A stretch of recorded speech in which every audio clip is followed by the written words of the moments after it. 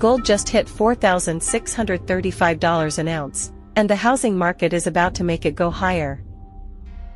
This just happened, and here's what it means for your gold holdings. The U.S. housing market, the single largest store of middle-class wealth in America, is flashing signals right now that every gold investor needs to understand today. Not next quarter, today.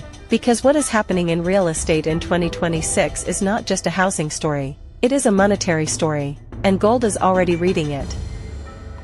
Let me lay out the full picture for you, fast, with real numbers. The federal funds rate is sitting at 3.63% right now. That sounds like the Fed is easing, right? Here is the problem. Mortgage rates are still hovering near 6.8%. That spread, the gap between the Fed's rate and what a homebuyer actually pays, is historically enormous. The market is broken.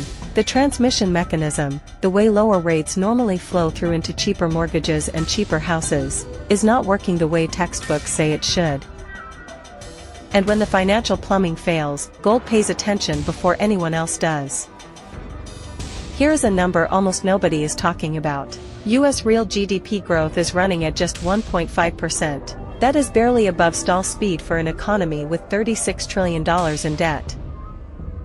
At that growth rate, tax revenues slow, deficits widen, and the government's interest bill, which has already crossed $1 trillion a year, keeps compounding. That is the structural backdrop. That is the fire underneath everything. Now let us talk about housing specifically, because this is the trigger that is live right now. Yahoo Finance ran the question this week: will the housing market crash in 2026? And the honest answer from the data is that the conditions for a severe correction are closer to being in place than at any point since 2008. Here is why that matters for gold. In 2008, when housing collapsed, gold did not crash with it. Gold dipped briefly and then went on a run from roughly $700 an ounce in late 2008 all the way to $1,900 by 2011. That was a 171% gain while housing bled for years. History is not a guarantee, but it is a very loud signal. What are the conditions right now? Inventory is rising in key markets across the Sun Belt. Home prices are still elevated against income ratios that have not improved. The US CPI index sits at 332.813. That is not a typo. Consumer prices are more than 3 times the 1982 to 1984 baseline of 100. Wages have not kept pace. So you have got a population that cannot afford homes at these prices, cannot get relief from mortgage rates despite a Fed that has cut, and is sitting on savings that are being quietly eroded by inflation every single month. That is not stability. That is a pressure cooker. And what does a pressure cooker do to gold? Look at the price. $4,635 an ounce. That is not a speculative bubble. That is the market pricing in exactly the scenario I just described. Central banks globally bought more than 1,000 tons of gold for the third consecutive year in a row. Over 20 countries have increased their gold reserves in the last 18 months. These are not retail investors panic buying. These are sovereign institutions repositioning away from dollar-denominated assets before a publicly visible breaking point arrives. Now I want to answer something directly because so many of you have been asking it in the comments over the last few weeks. You have been asking where gold goes by end of 2026. Some of you asked whether we hit $5,000. Some of you asked whether we pull back below $4,000. Here is my honest read. The structural case for gold above $5,000 by end of 2026 is stronger than the case against it. Here is why I say that with some conviction.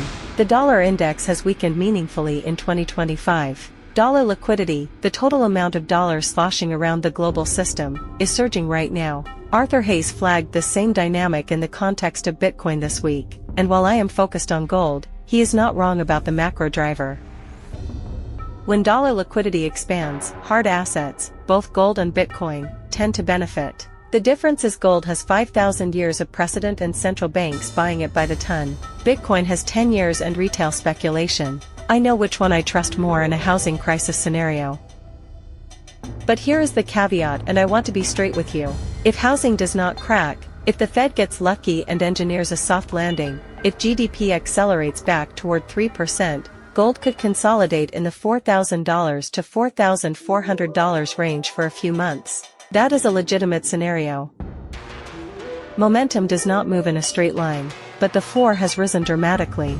$4,000 looks like support now in a way that $1,800 looked like support in 2022. The base has shifted. Here is the hidden mechanic most people miss. The U.S. housing market has roughly $45 trillion in total residential real estate value.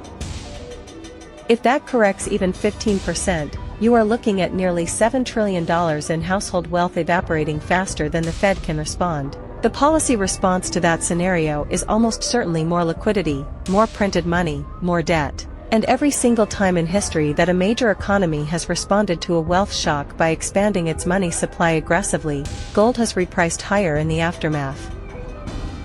Every time. This is not conspiracy. This is mechanics. There is a line that gets drawn in every financial crisis between people who understood what was happening before it became front-page news, and people who understood it after. The after group typically pays a much higher price to get into the assets the before group already owns. Gold at $4,635 today might look expensive to someone who was watching at $2,000 2 years ago, but to someone who understands what is structurally broken right now, $4,635 might look like the last comfortable entry before this thing goes parabolic. I am not saying it will. I am saying the argument is serious enough that dismissing it costs you more than considering it. The smart money is not waiting for a housing crash headline to confirm what the data already suggests. Central banks are not waiting. The gold price is not waiting. The question is whether you are going to be on the side that positioned before the confirmation, or the side that reacts to it when the price is already $1,000 higher. Most people find out about a major market move the day after it already happened. If you want to be ahead of that, subscribe to this channel right now and hit the notification bell. When housing data shifts, when the Fed makes an emergency call, when gold breaks a level that matters, I will have the full breakdown up within hours, not days. That timing gap between when something happens and when the mainstream figures it out is where the real advantage lives. And one more thing before I go. I am not a financial advisor, and I want to be genuinely clear about that. I am someone who finds this deeply fascinating and spends serious time reading and thinking it through. Nothing here is personalized advice. Take what is useful, do your own homework, and always form your own view because ultimately your money, your call.